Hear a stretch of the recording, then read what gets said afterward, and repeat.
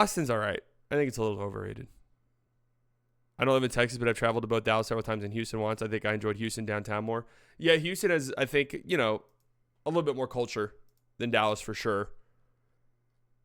There's probably a little bit more to do, but whatever. Let's get into this game right here. Toronto Raptors, Minnesota Timberwolves.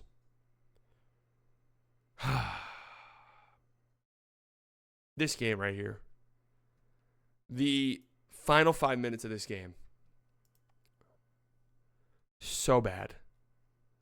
So bad for the Minnesota Timberwolves, and just a microcosm of all of the things that have gone wrong for them so far this season. Let's just briefly look. Julius Randle, 23 points. He's involved. We'll talk about him here in a second. Rudy Gobert, he's involved. We'll talk about him here in a second. Jaden McDaniels has been playing much better offensively lately, so that is a good sign for them. 22 points. They're down to an 8-man rotation. Dante DiVincenzo, 11 points, 4 of 12, 3 of 9 from 3. 3 turnovers, one of them late, crucial turnover. A couple of missed wide open threes late. A couple of fouls with the Raptors in the bonus late. He just has not been good at all for this Timberwolves team. And there was like a stretch.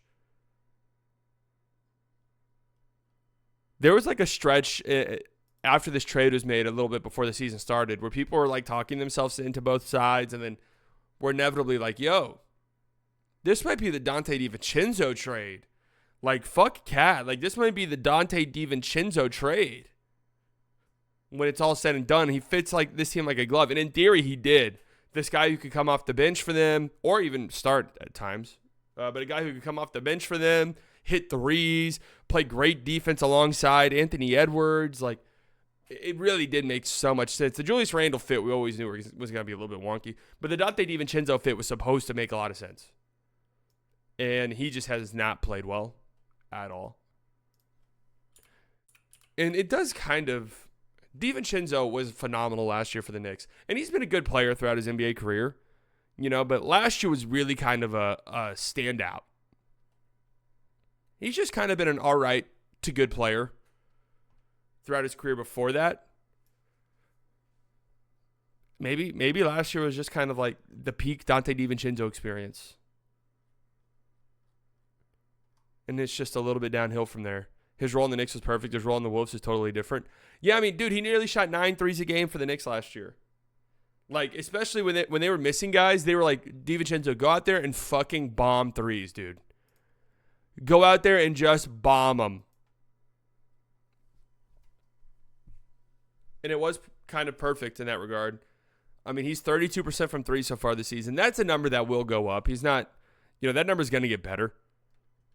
Over 7 attempts per game. That's probably about where he'll live at. But it's been tough sledding to start.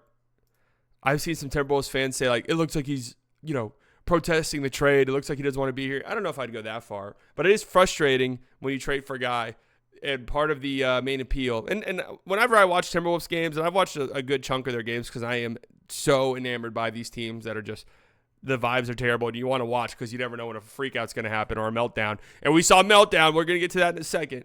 We saw a meltdown. I really enjoy watching these teams. I think his defense has been fine in the games that I've watched, honestly. It is frustrating when he's missing threes. And Edward only shooting threes and nothing else. No playmaking has been bad on defense. Did not make the leap people expect. The Anthony Edwards leap was always going to be a playmaking one. And a lot of that has been hypothetical throughout his career so far. That is like the big one moving forward.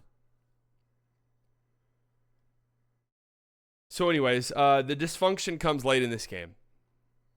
And you guys tell me if I'm looking too deep into this or what.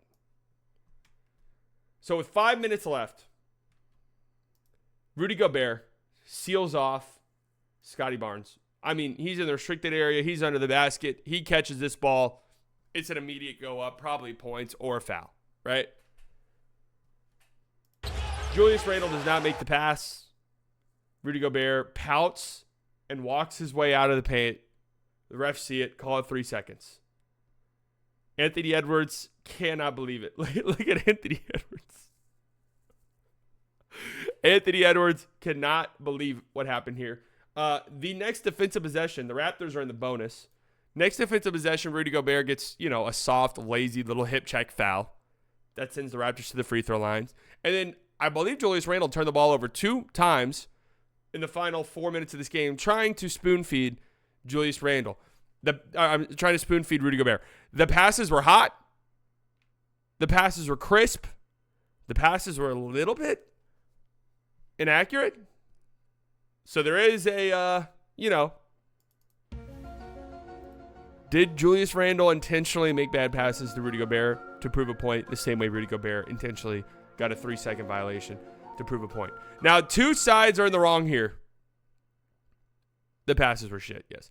2 sides, I think, are in the wrong here. Randle's got to make that pass. When you have a big, under the basket, sealing a guy who's 3 or 4 inches shorter than him, and there's no help around, you have to make that entry pass. And it's not like the angle wasn't there. That's an easy entry pass. Like, you have to make it. But also at the same time, you're Rudy Gobert. There's 5 minutes left in the game. It's 95-95. Your season has been not great so far. You can't just be pouting your way into a 3-second violation right there. Gobert has fumbled many times. Why would anyone trust him to make that? Yeah, I know Gobert's, we make fun of Gobert's offensive back quite a bit, but any center who has a guy sealed off like this is probably going to make something good happen the moment he touches the ball. You know who makes that pass? Cat? Actually, yes, for sure he does. For sure. So I tweeted this. After this happened, the Timberwolves were outscored 15-10 over the last 5 minutes of the game. They were outscored 22-12 in the last 6 minutes of game time. The vibes are just terrible with this team so far. Just terrible. He has the worst hands in the league, though. Yeah, but, dude, he's catching an entry pass right there. He's catching an entry pass and he's going up, and he's either going to get fouled or he's probably going to finish. I've watched Randle's for years and years. He was throwing those passes with ill intent. What was his nickname? Dubious Handles? Was that him? Was that him they were calling Dubious Handles? Worst vibes Mavs before this 3-game win streak are the Wolves. Well, the worst vibes just in terms of the like the fan base, probably the Mavericks fan base, but this fan base is fucking broken, completely beyond repair, I think. I've never seen a fan base behave in this manner. I'm talking about the Mavericks, by the way. Just horrible, right? Team-wise, though, I do think it's the Timberwolves. Tyler with the $4.99, watching Cat in New York. New York robbed Minnesota. If I'm Anthony Edwards, I'm asking for a trade. How you trade Cat for Randle on a first pick? Dude, so Cat's been incredible with the Knicks. There's obviously some defensive worries. They haven't really been that great defensively, and I do think Cat is a pretty big reason for that. Now, that being said, though, he has been absolutely incredible offensively. Like, amazing. And if they figure out some of their defensive woes, which don't fully land on Cat, but if they figure out some of that, they're going to be really good. Now, this is interesting from Kirk Goldsberry. Over the last 10 games, the efficiency landscape. I like when he tweets these out. You see the Mavericks are 5th in net, 5th in offense, 2nd in defense. I tweeted out that I thought the Mavs had a good defense, but not great just yet. And one of my reply guys who's constantly trying to get argumentative with me in the replies was like, dude, fuck you. You think they're good, not great? Go fuck yourself. I'm like, okay, chill out. Chill out, please. But the Mavericks have stat padded pretty heavily against shit teams so far this season. Like, you tip your hat to them when it's time to get going defensively, when it's time to destroy a bad team. The Mavericks have been very good at that.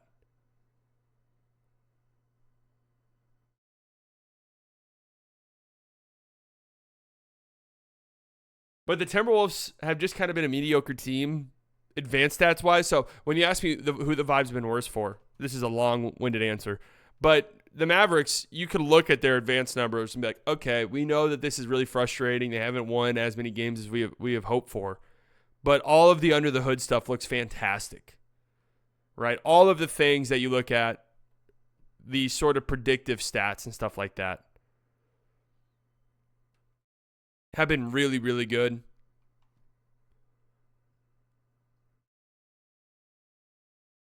And the Celtics and Cavs play the Wizards already and stat padded too. Yeah. I'm not saying there's anything wrong with that. But what I am saying, though, is them having the seventh best defense on cleaning the glass currently. I don't know if their defense is great, to be honest with you, because their defense has been bad in the games that they played good teams in. You can look at this right here. Opponent offensive games against top 10 offenses. Let's see what the Mavericks defense ranks. Now, this is going to be like kind of wonky numbers because of a bunch of different things, but they're 17th in defensive rating. They've only played 2 teams in the top 10 in offense.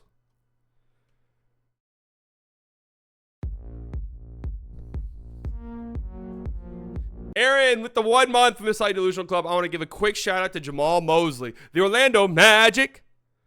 But the under the hood numbers do not look very good for the Timberwolves, is basically the point that I want to get at. Or at least, you look at the under the hood numbers for some teams that are struggling, you're like, all right, they're going to figure it out. You look at it for Minnesota, and it's like, I'm not sure.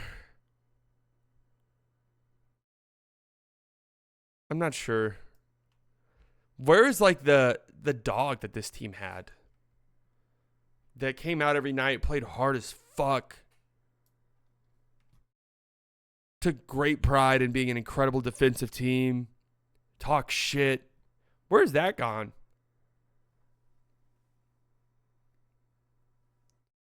Cat? Like, how was that guy? I mean, that's hilarious if it was Cat.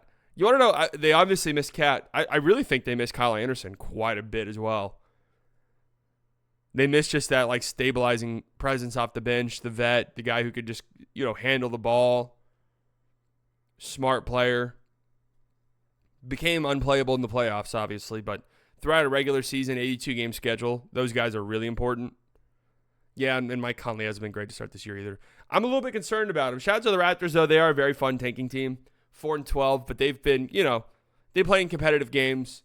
RJ Barrett with 31 points. He's been really solid to start the season. That was his 5th 30-point game this season. He had an alley-oop towards the end of this game that damn near broke the sound barrier. I mean, it was so loud there. It was awesome. And their court fucking rules. Their court with the Raptor on it is incredible. I mean, look at this court. This just goes to show. This is like a 100% approval rating as a court. We want gaudy stuff. We don't want minimalism. We want gaudy logos, okay?